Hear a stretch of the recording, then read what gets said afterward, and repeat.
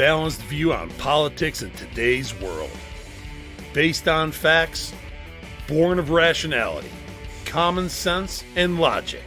Providing context on today's events.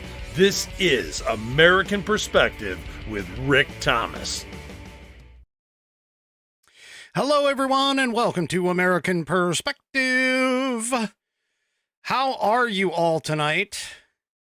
Well, I got a little distracted with my prep work here. And the reason being is because, of course, we have a lot going on. And by a lot, I mean it's the final week.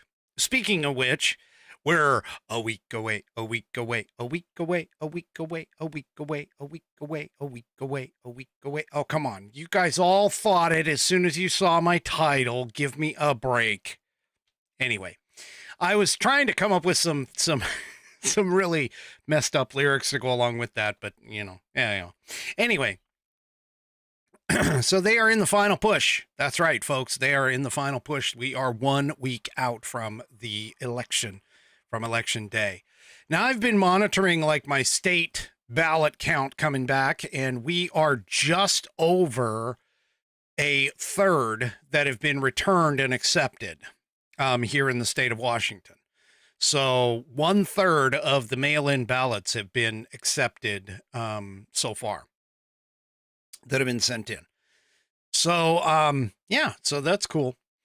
All right, let's go ahead and get things kicked off here with Amy. Amy. Is it Amy? Wait. Yes, it is Amy. It's got to be Amy. So Amy is our leader tonight for the Pledge of Allegiance. So if you are of mine, please stand, remove your hat if you're wearing one, and make sure that you put your hand over your heart and follow along with Amy as she recites the Pledge of Allegiance. I pledge allegiance to the flag of the United States of America and to the republic for which it stands, one nation, under God, indivisible, with liberty and justice for all. And of course, thank you, Amy, for submitting that wonderful rendition of the Pledge of Allegiance.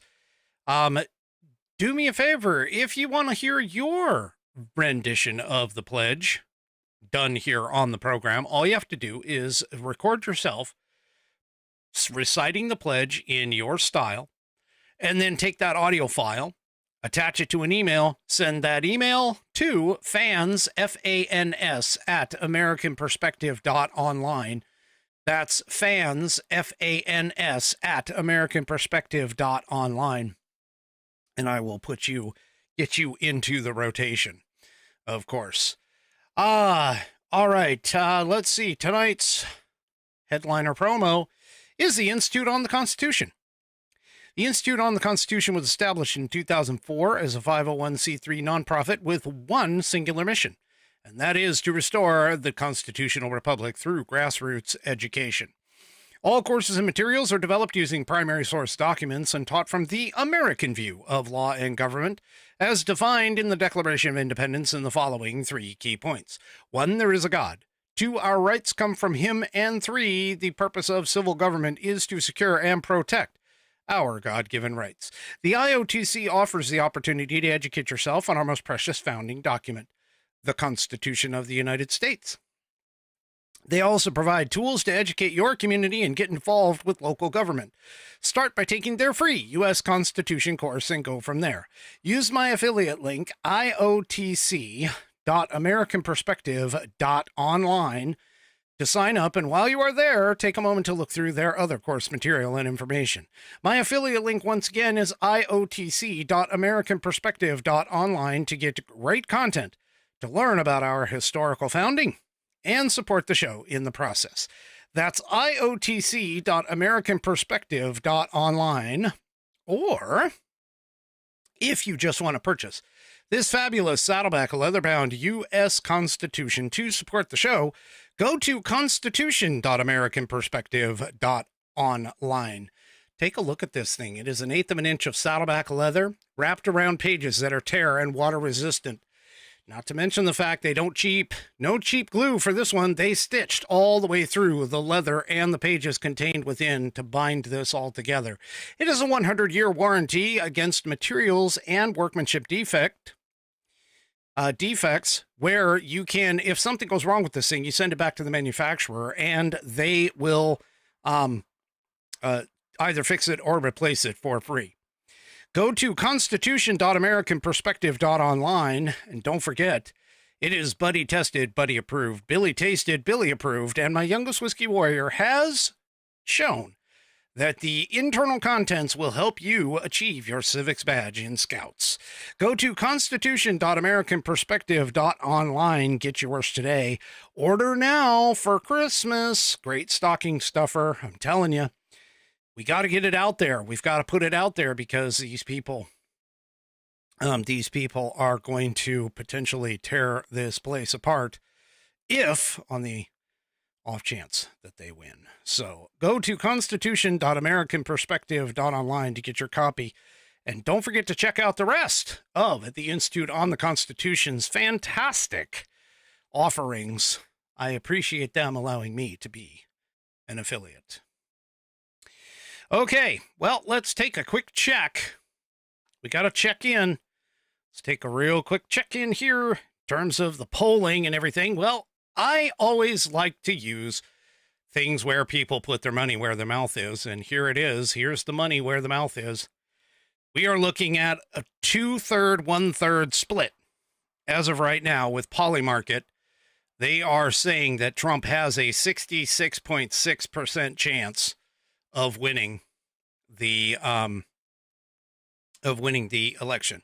Now, the only state that they are showing right now in that's in question at the moment is Michigan, and the reason being, I've noticed watching this, is that it's within let's say 5 points of one another. So if you go outside of 5 points, then generally what'll end up happening is it'll go to the whichever side it is, whether it is Trump or Harris for that. But that's the only state that they have in a toss-up state. Now, Real Clear Polling shows this as the current map based on the polling averages. Now, keep in mind, the polling averages, the polling averages are, where they take a bunch of different polls and they kind of average them together and they figure out who might be on top. Right now, everything, for the most part, is within 2 points of each other. So that's technically that's known as a toss-up. But what they're dealing with here is they're basically saying that if Trump actually gets, 0.6% more of the votes, then that's where the state will go. And this is where we're sitting right now with a 241 to 297 split, Trump winning in the Electoral College. And so, yeah, it's going to come down to the wire. That's basically what it is, folks. That's what it is it's going to come down to the wire. So I hope that you have voted. Vote early if you can. Vote. Get 10 people to vote with you if you can. If you know 10 people who want to vote, remind everybody to vote. I've been reminding all kinds of people as much as I can to vote. Make sure you vote. We've got to what they call execute. We have got to get the votes in. This is not one to be sitting out at all. We need to get it taken care of. All right. Well, Kamala Harris continues with the cringe. She was actually just on the mall ellipse or the national ellipse, whatever it is, probably right at the site where Donald Trump gave his January 6th speech. They're trying to, show that Donald Trump is Hitler and everything else. And, well, let's just say that the Newsmax folks weren't impressed. They were saying essentially that she, when she has a teleprompter in front of her, she is perfectly fine. And this is true for the most part. It didn't happen quite so well. Everybody on the chat is pointing out to me that Trump's speaking right now in Allentown. We've got J.D. Vance, who is on Newsmax right now doing an interview. Folks, I understand. Unfortunately, I'm not going to be able to cover everything. So, it's just amazing. There's just, for the next week, there's going to be so many appearances and everything else. But here's the thing. She can't escape, even when she's on teleprompter. She can't really escape the awkwardness that she has with people. And what am I talking about? Well, she was in Michigan, and here, this is on the New York Post. She was in Michigan, and she has this weird, it was supposed to be kind of a laugh type thing, okay? But it was supposed to be a laugh line, but it really fell flat. And I mean super flat. Well, okay, here. I'll give you a listen and you'll understand what I mean by how flat it went.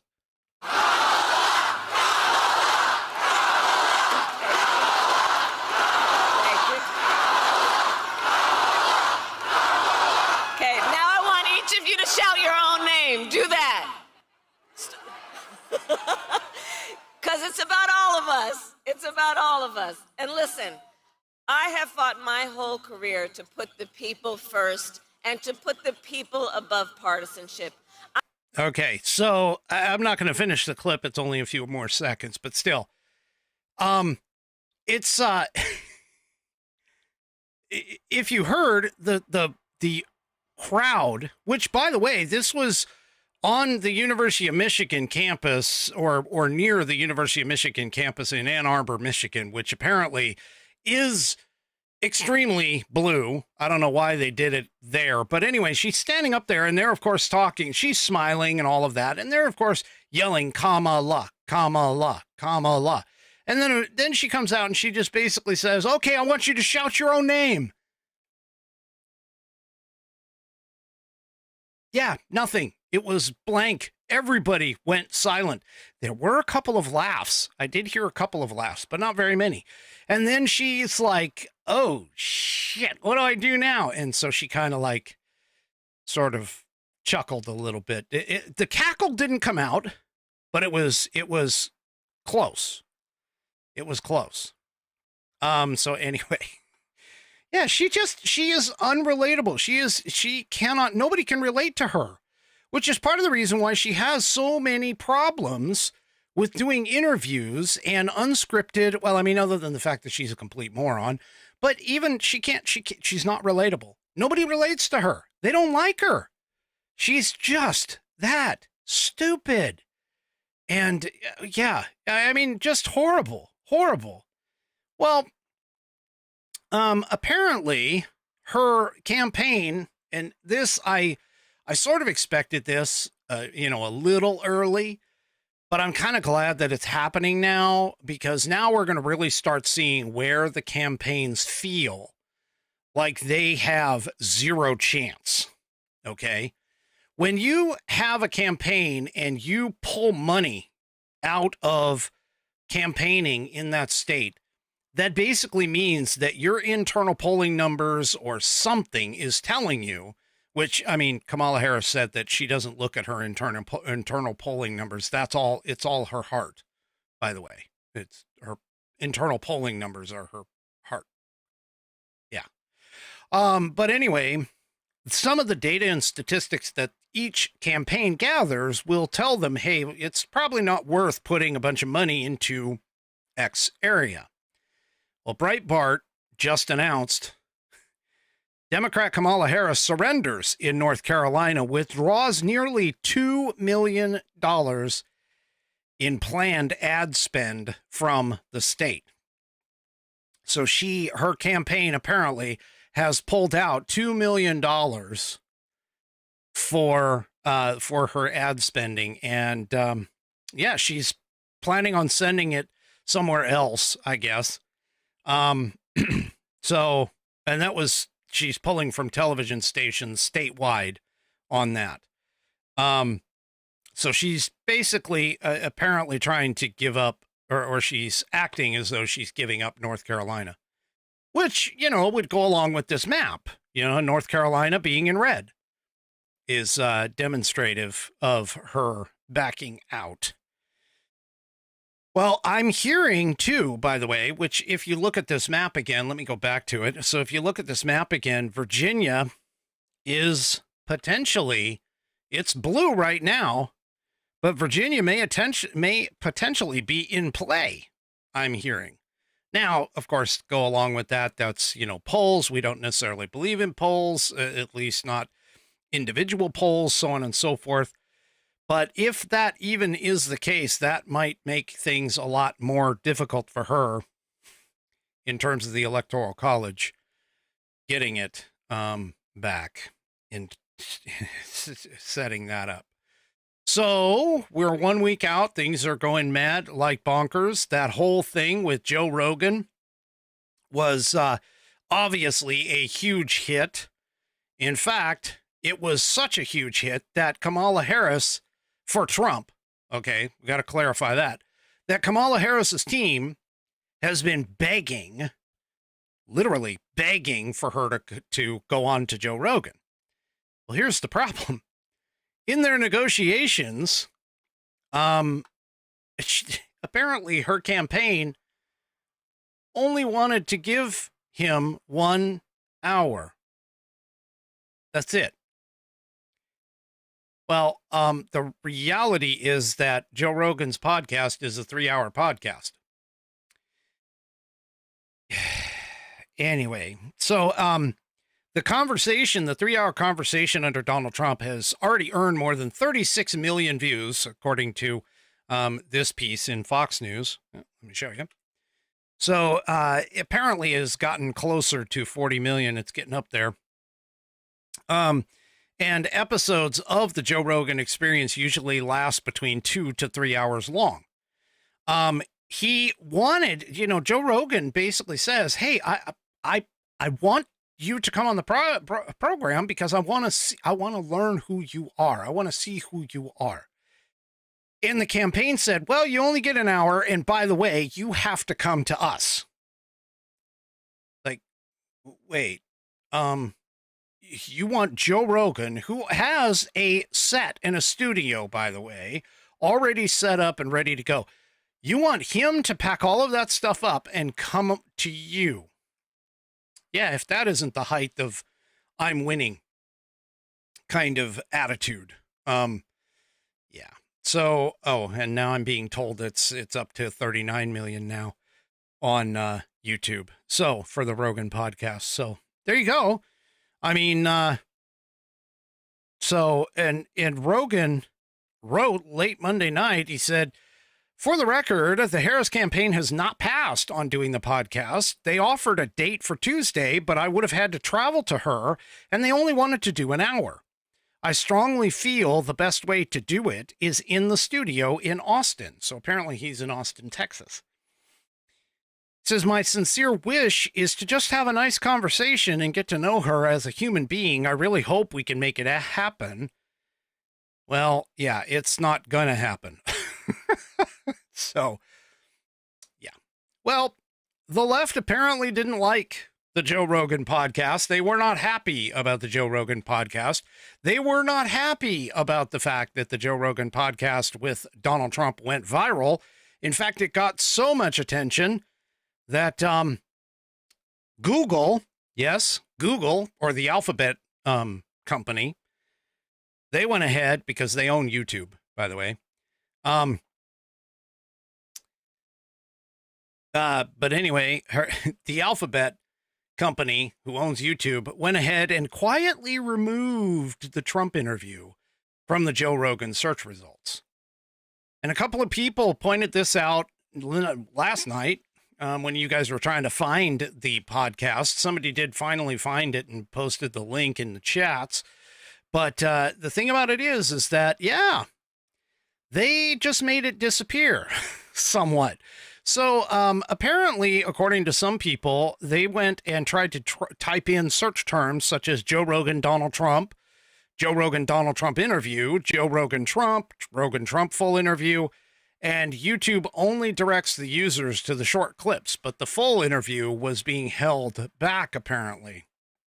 So Sean Davis responded to the findings on X, writing, "There's no way to search for the full interview that will actually return the full interview." He says you have to go to Rogan's page and list the videos in order to find it. And then he said it's the most watched podcast in history, and it's impossible to find in Google's YouTube search.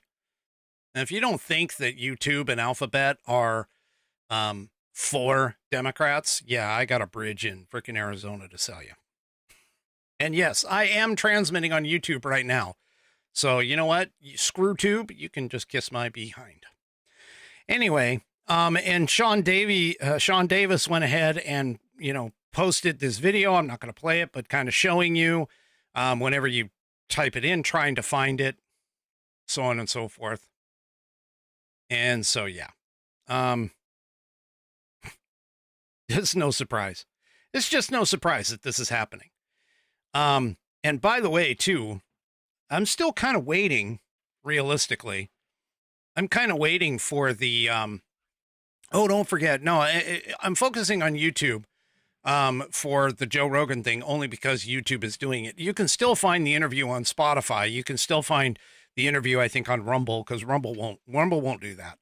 And Spotify, of course, that they have that big ass contract with Joe Rogan, so they're not going to let Joe Rogan, he's the biggest thing since sliced bread over there. But speaking of Joe Rogan and a podcast, and actually this is even like a 1-2 punch, realistically. So Donald Trump went there. They offered it to Kamala Harris. Kamala Harris was like, "Hey, I got a whole bunch of, conditions. I want to go on the Joe Rogan I want to go on the Joe Rogan podcast, but I've got a bunch of conditions that you have to meet. You have to come to me. I can only talk for an hour, blah, blah, blah, blah, blah." Well, guess what? I look at this as J.D. Vance basically saying, you know what?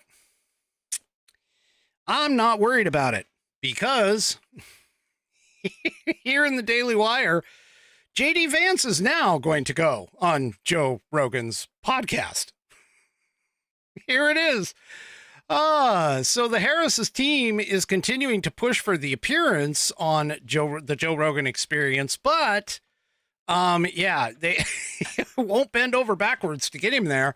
Well, now JD is basically like, shit, I'll show up. What the hell? So he is now, according to The Guardian, this is where Daily Wire got it from, but according to The Guardian, JD is going to record an episode with Joe Rogan on Wednesday morning. So the Vance Rogan interview will be recorded just 5 days after Rogan's episode with former President Donald Trump. And so I honestly think JD and his group is kind of like, yeah, you know what? We're going to go ahead and go on Joe Rogan. We're going to show Kamala Harris how it's done. And he's going to jump right into it. So, yep. The Guardian reported that 2 people with direct knowledge of the matter said Vance's sit-down with Rogan is scheduled to begin recording at 9 a.m. on Wednesday. Rogan's podcast episode are usually uploaded to Spotify and YouTube a few hours after the recording is finished. So if you think, just run a little bit of math with me. So if they record at 9, JD stays for the whole 3 hours. They finish at noon Central Time, and it takes, say, another 2 or 3 hours for editing. You could possibly see this Wednesday after, say, 3 p.m. Central Time. Or possibly even like 5 p.m. or whatever. So anyway, Vance is going to go on to it while Harris is trying to get Joe Rogan to get there. So, yeah. Talk about trolling. The Trump campaign does trolling really, really, really well. As far as that goes. Now, Now, first of all, I do want to point out, okay, as far as like the whole Puerto Rico thing, apparently that's not quite going as bad as what the left wants you to believe. But at the same time, there are some people who apparently don't have a funny bone over on the left, or, don't realize that he is, the comedian himself, which, by the way, again, I'm just going to point out, this apparently is his usual stick. I personally don't even know who the guy is. I never even heard of him before, but apparently this is his usual stick, is to do like really off-color jokes. And so anyway, why the Trump campaign even thought that this guy would be like a decent person to have in front of people like that, I don't know. But the point is that the fallout doesn't seem to be as bad, because there's a bunch of Puerto Ricans that I've seen that have been coming out and been saying the same thing that I told you, which is essentially, yeah, the island has a garbage problem, and we didn't take any offense to it because it was a joke. And it was, a bad joke, but it was a joke. And so anyway, yeah, so there you go. But all of that being said, another critical aspect that the left has had with the Trump campaign has been in regards to the comment that Trump has made about the idea of the enemy from within. And in particular, talking about the, for an example, the Democrat enemies and the Tren de Aragua gangs and other affiliated gangs that are causing problems, and all of the illegal aliens that are causing crime and killing our women. There's like 6 or 8 now that are in the list that have been killed. And it's just, yeah, the enemy from within is the statement. Well, J.D. Vance, who I'm got to tell you, every time I hear this guy speak, every time I hear this guy speak, I keep thinking to myself, oh my gosh, if there would, to me, I mean, and keep in mind too, I'm a convert only from the fact of I never really heard of him outside of Ohio. I wasn't really watching Ohio, and he came out of nowhere. In my mind, he kind of came out of nowhere, but this guy is very politically savvy. His intelligence level is up there, I'm fairly sure, at least from a standpoint of like the political and the emotional side. So I am glad that he picked him. I sort of, looking back at the Pence pick back in 2016, if J.D. Vance had been available in 2016 and was actually running for something in 2016, and Trump would have been able to pick him up in 2016, I think we would be talking about a totally different, what would have been the future, but is now the past, if you get my meaning. But anyway, he goes into a NBC, he goes into a conversation. And again, this is the difference between Kamala Harris and even Tim Walz, come to think about it, because, Tim Walz hasn't been pushing to get on the Joe Rogan Experience, which makes me wonder for a minute if Joe Rogan would actually even want to talk to him. But anyway, JD Vance going, I mean, again, this is like really classic. And I think it's actually going to set JD up to basically say, hey, not so many words, in 4 years, when Trump's term is over and he can no longer run again, you're going to need to pick somebody. Pick me. And I think this is going to be a perfect thing, a perfect platform for him to be able to demonstrate, hey, I am your next pick. I am the next president after the next 4 years. And I honestly think that he's going to have an opportunity to do so. It's a 3-hour conversation with Rogan. But anyway, JD Vance handles the press amazingly. And he is on Meet the Press, which is the NBC thing, with Kristen Welker. And Kristen Welker, who is a diehard leftist sycophant. And let's just listen to how JD Vance dismantles the idea of the enemy from within statement on the show. So let's take a listen. Hopefully this will run for me. So this week we learned that China was behind a broad hacking campaign targeting the phones of both presidential campaigns, highlighting the threat that China poses to this country. And yet Donald Trump recently called his domestic political opponents, quote, the enemy from within, and said they are more dangerous than Russia and China. Do you believe that people like Adam Schiff and Nancy Pelosi are more dangerous than Russia and China? Well, I think what Donald Trump said is that those folks pose a greater threat to United States' peace and security because America is strong enough to stand up to any foreign adversary. Do you agree with him? They pose a larger threat to the United States than Russia and China? What he said, and I do agree with this, what he said is that the biggest threat we have in our country, it's not a foreign adversary because we can handle these guys. We can handle foreign conflicts. We can handle... Look, under Nancy Pelosi's long life in public leadership, the United States has gone from the preeminent industrial power of the world to second next to China. That fundamentally belongs on Nancy Pelosi's shoulders. And if we're going to have a more prosperous country, we've got to recognize our own leadership is why we lost our industrial base to China. Our own leadership is failing to lead this country into peace and prosperity. And of course, Kamala Harris, look, when I look at the biggest threats to America, Kristen, I think the fact that people can't afford groceries, the fact that we can't meet our recruitment goals in the military, the fact that Americans have a wide open southern border, that's a way bigger threat than any foreign threat. And yes, it's caused by broken leadership. Wow. Again, now keep in mind, that's unscripted, people.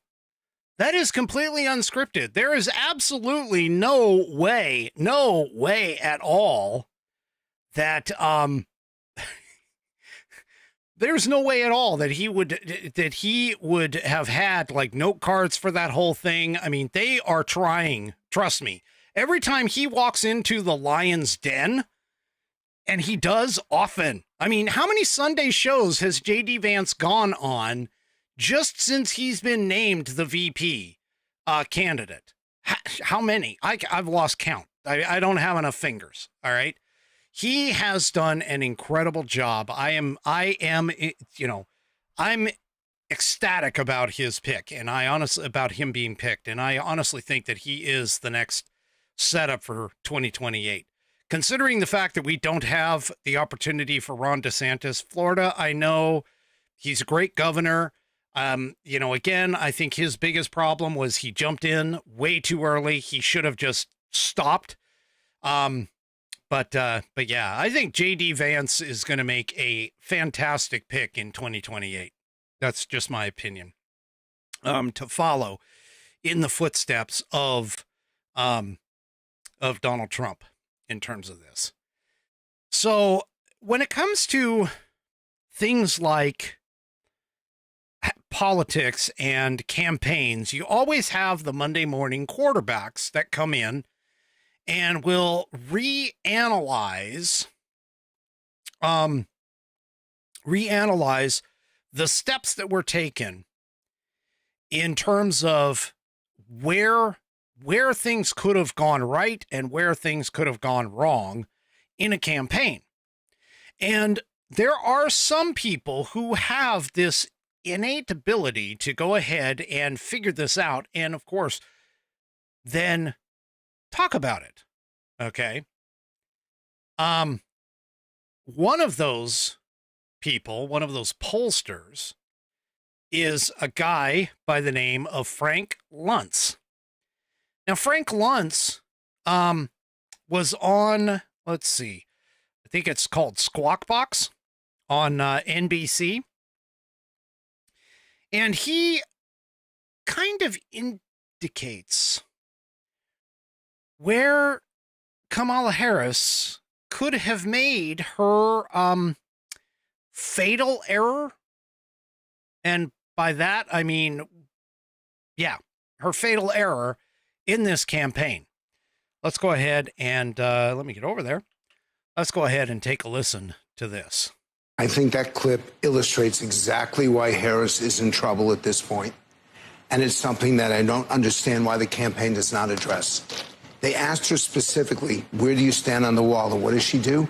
She goes and shifts it right to Donald Trump.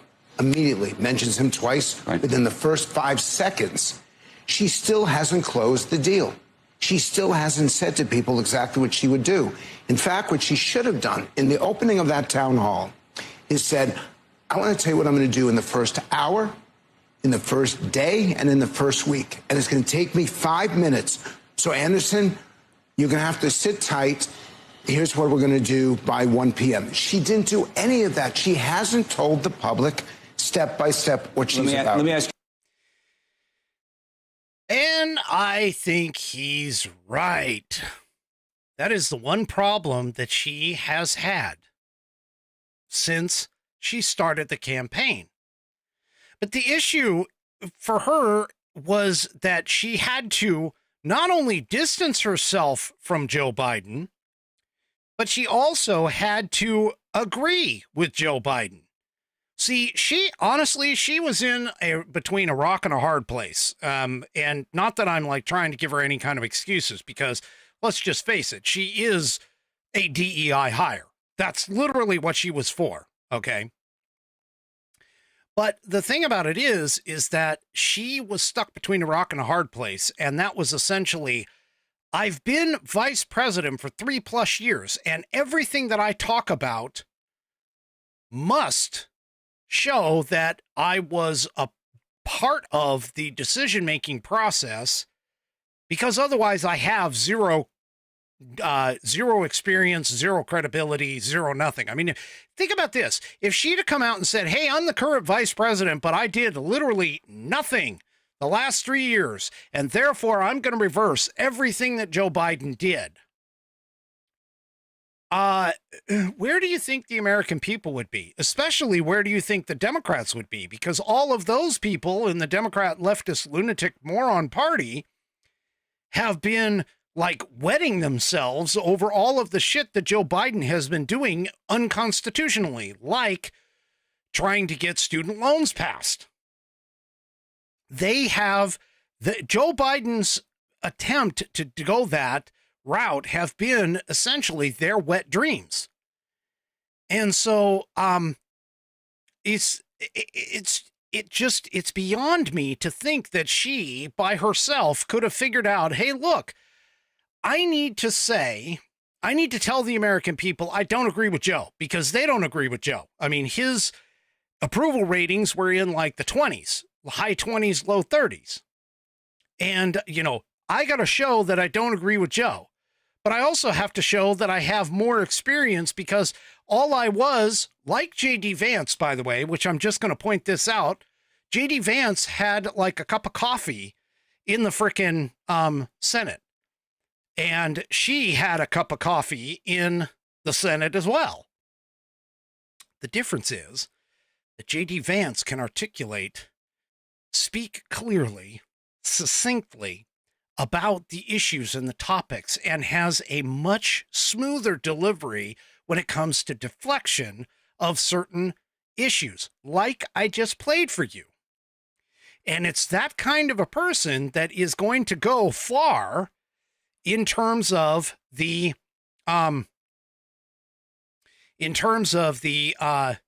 next steps, the next evolution as to where the country is going to be. He has political savvy. He's got a bit of charm. He has got some charisma, and he has the ability to handle the press, the negative press, which, by the way, I mean, reports are all over the map where the press has given Donald Trump like 80+% negative coverage, and Kamala Harris 80+% of positive coverage. And yet the left sits there and keeps talking about this whole thing, how the mainstream media has gone for Trump. Yeah, no, they haven't. Speaking of the mainstream media, the Washington Post, the LA Times, and now USA Today. USA Today says, nope, we're not gonna endorse Kamala Harris. It's a national newspaper outlet that has refused to endorse Kamala Harris. Well, I kind of wonder whether or not this is more of a trend. Now, keep in mind, the Washington Post, Jeff Bezos has basically kind of said, hey, look, you know, we're just going to go back to the whole, to our roots where we're just not going to endorse anybody. That pissed the left off, which caused a bunch of his workers to disappear. But as far as that goes, I mean, USA Today didn't really seem to have that problem per se. And don't forget that the Teamsters Union has also declined to endorse, as well as the Firefighters Union declined to endorse. And then, of course, you had the Los Angeles Times, who was, by the way, the Los Angeles Times, just in case you missed it, they were behind her when she was the AG and the senator. Okay. But all of that being said, the USA Today announced, quote, while USA Today will not endorse for president, local editors at publications across USA Today's network have the discretion to endorse at a state or local level. And that was from USA Today spokesperson Lark Marie Anton. She told Fox Digital about it. Now, yeah, they continued and said, why are we doing this? Because we believe America's future is decided locally, one race at a time. And with more than 200 publications across the nation, our public service is to provide readers with the facts that matter and the trusted information they need to make informed decisions. Yeah.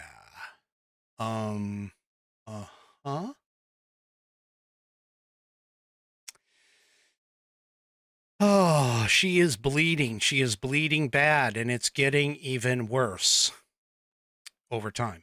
So now, none of this, I'm telling you right now, no red wave talk, no, like, you know, super duper win streak, whatever. No, the momentum is with Trump. You can feel the momentum with Trump, but anything can happen between now and election day. So make sure you get out and vote. All right.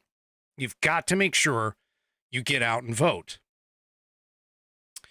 Now, you remember that whole thing that started in 2016-ish, 2017?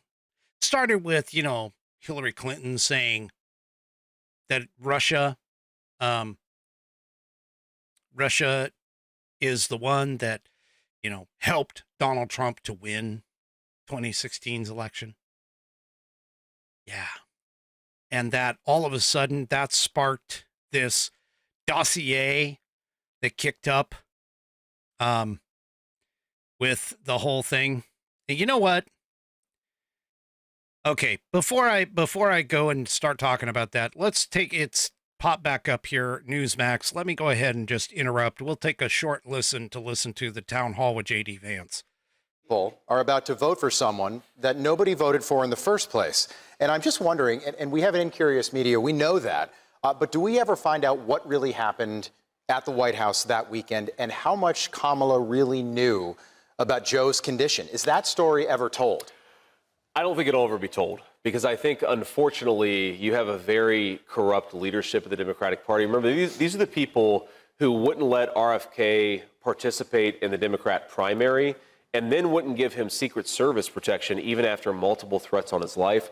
You know, we had to beg and plead to get proper Secret Service enhancement for Donald J. Trump, and in some ways they haven't granted all the requests. So I think that, unfortunately, we're dealing with a very corrupt Democrat machine.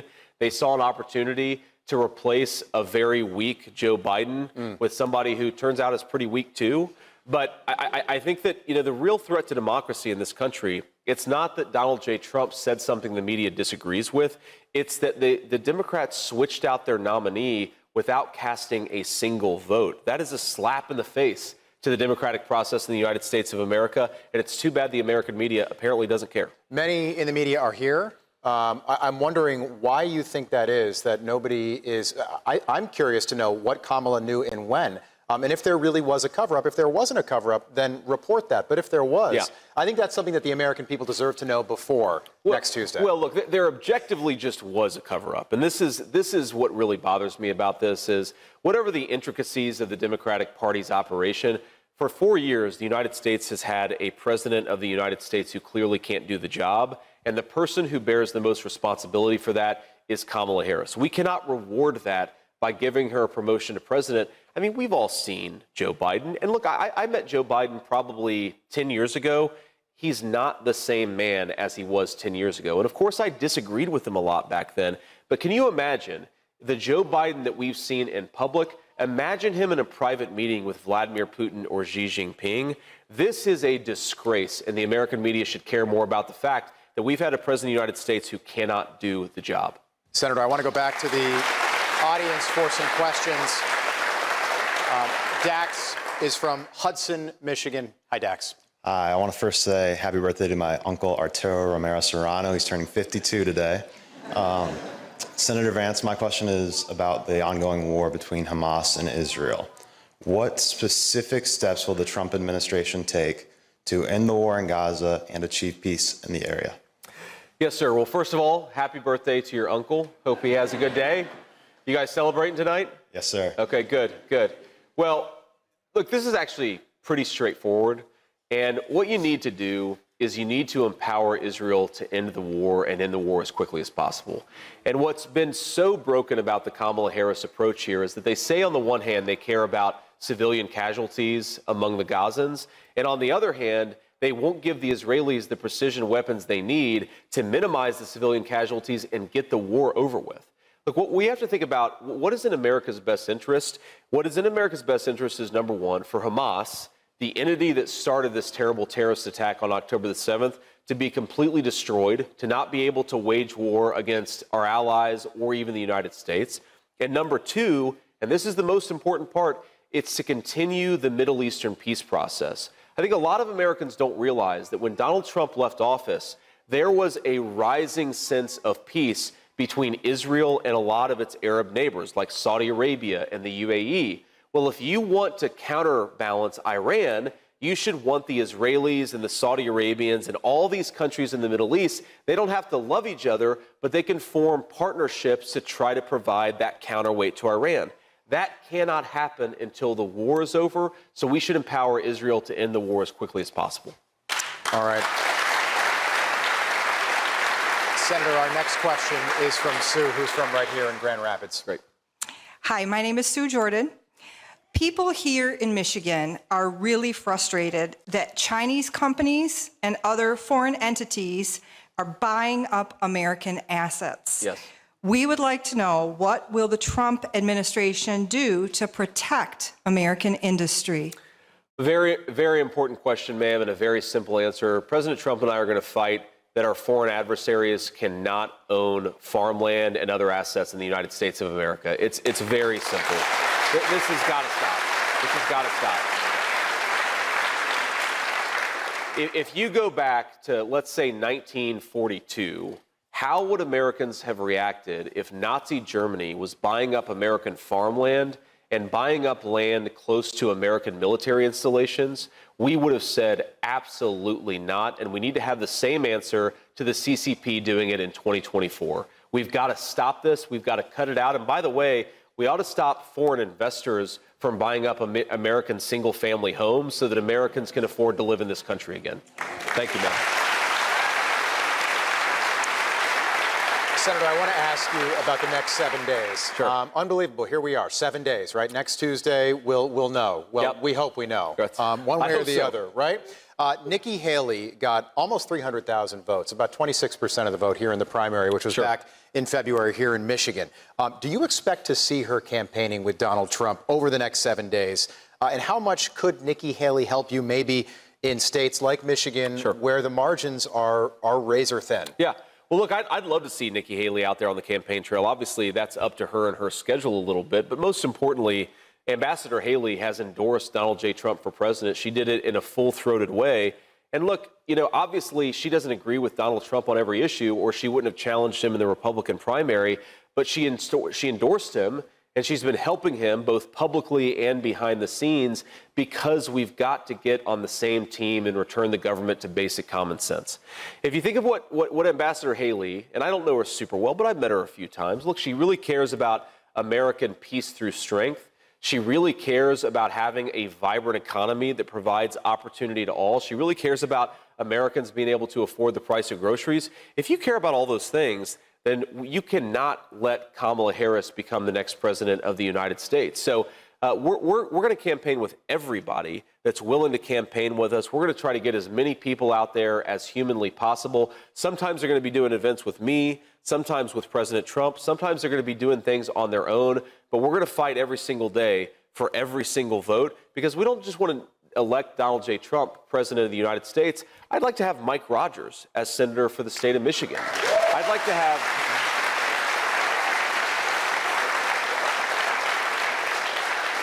I just met a guy, a guy last name Young, who is running for Congress in the state of Michigan, and I think he's going to win. And we've got a lot of good candidates across the board. We need to do everything that we can, whether you're Republican, Independent, or Democrat. If you believe in common sense, if you want to make life more affordable, if you want to secure that southern border, Donald J. Trump is the only ticket in town, so let's get him across the finish line. All right. Kamala Harris's running mate, Tim Walz, has spent a lot of time talking about you for whatever reason after the debate. Let's listen. Like all regular people I grew up with in the heartland, JD studied at Yale, had his career funded by Silicon Valley billionaires, and then wrote a bestseller trashing that community. Come on! That's not what middle America is. Senator, I'll let you defend your own biography, but it seems like Democrats are against anybody who picks themselves up and makes something of themselves in this country. That's a threat for some reason. Yeah, it is a threat, because I think it's a threat to their worldview. And I really believe that the American dream is still alive in this great country, but only if we fight to preserve it and protect it for the next generation. Look, I mean, what Tim Walz said, let me say two things. First of all, I'm proud of my background and I'm proud of my family. The reason that I was able to go to college, serve in the Marine Corps, and go to law school is that I had a grandmother who hadn't graduated from high school, who raised me and fought every single day of her life to make sure that I had what I needed to be able to live my dreams. That's not something to be ashamed of. That's something to be proud of. And I'm very proud of my grandmother for giving me the opportunities that I've been able to have. Is it Mamaw? And I called my grandmother Mamaw. And, like a lot of kids who come from humble beginnings, I decided that I needed to make a little bit of money because a lot of people in my family depend upon me. And I've been able to help my mom, buy a house. And I've been able to help, nieces and nephews and other family members pay for some of the essentials because my Mamaw set me up well for life. I felt a certain responsibility to pay it back. And so, yeah, I went into the business world. I don't think that's anything to be ashamed of. But, I will say this about Tim Walz. I'm probably the only person in the auditorium who actually feels kind of bad for Tim Walz, because think about this. He's got the toughest job in American politics. He has to defend Kamala Harris every single day on the campaign trail. And I know we're at a Christian school right now. Say a prayer for Tim Walz, because he's got a tough job. Think about my job. I get to go around and say that if you get Donald Trump back in office, we're going to have low inflation, we're going to have fast rising take-home pay, and we're going to have a secure border. That's a very easy record to run on. Tim Walz is talking about me because he can't talk about his own running mate. Can I just ask you,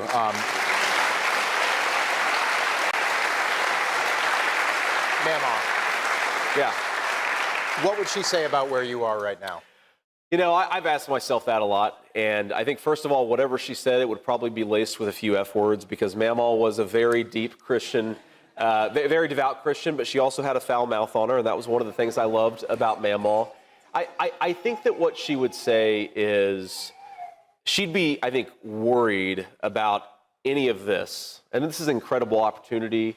But, I think for some people, and I've certainly seen it in Washington, she'd worry about it going to my head.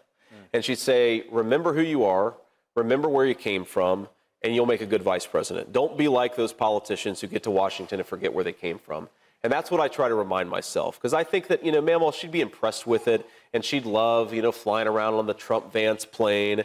and I'm sure that she'd love meeting Donald Trump. Those are two big personalities. I think for the first time, Donald J. Trump would have met his match in my mammal when it comes to personality.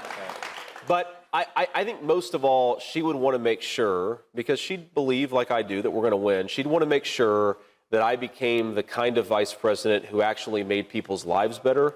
And that's what I hope to be. That's what I plan to be. And I'll never forget where I came from, in part because I was raised by somebody like Mammal. All right. More with Senator. All right. So I'm going to interrupt there because obviously they're going to a break. Perfect timing, by the way. All right. I've got one last article. You could probably listen to the rest of his town hall by going to rumble.com, finding Newsmax. It's not that hard to find. And you'll be able to pick that up. But anyway, what the Washington Times posted an interesting article. For those of us who, and I started before I interrupted myself to go over to JD Vance's town hall, so you guys could listen to that. The Washington Times posted an article that I think is disturbing. At the same time, it's no surprise. And the reason why I say that is because of the fact that Crossfire Hurricane, and for those of you that don't know the name of it, that was the operation that spied on Donald Trump as he was coming into office in 2016. And it was the whole campaign was kicked off by a Clinton paid for dossier stating falsely that Donald Trump colluded with the Russians in order to get into office. And Crossfire Hurricane was approved by Obama. Joe Biden was right there with him.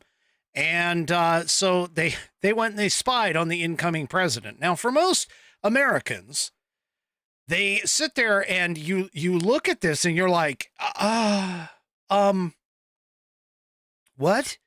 They spied? I mean, there are certain beliefs that we have in the American system. One of them, it has to deal with our privacy and so on and so forth. And to have the incoming president get spied upon in 2016, and what's even worse is that the Democrats have forgotten all of that, and they've decided to talk about the peaceful transition of power. Yet you guys, in terms of your leaders, decided to spy on the incoming president's transition team before they came in. I still can't quite figure out how they continually try but fail at reconciling those types of things. But here in the Washington Times, a whistleblower has come forward and said that James Comey had FBI honeypot spies infiltrate Trump's 2016 campaign. Now, what's worse, though, that headline is one thing. What's worse is the underheadline, the subheadline underneath that. Alleged off-the-books investigation predated FBI's Russian collusion probe. Folks, assuming this is true, we have a serious breach of trust and a serious problem within the agencies that we normally would normally be considered trustworthy.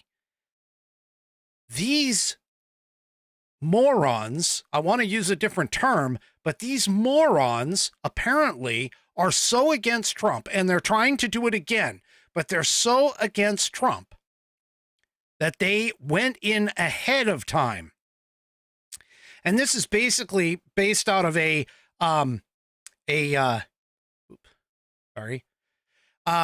House Judiciary Committee examination of a whistleblower report that the FBI targeted Donald Trump soon after he announced his presidential campaign in 2015, in June of 2015. It was an off-the-books operation ordered by the then FBI director, James Comey. And it totally predated Crossfire Hurricane. So an FBI agent that's involved in the probe revealed the off-the-books criminal investigation on Tuesday in a protected disclosure sent to the committee. The whistleblower disclosure said 2 female FBI undercover agents infiltrated Mr. Trump's 2016 campaign at high levels and were directed to act as honeypots while traveling with Mr. Trump and his campaign staff on the trail. What the hell? Folks, we have got to get rid of the bureaucracy. We have got to get rid of what is considered the deep state blob. And I wanted to bring that to you before we left tonight. All right.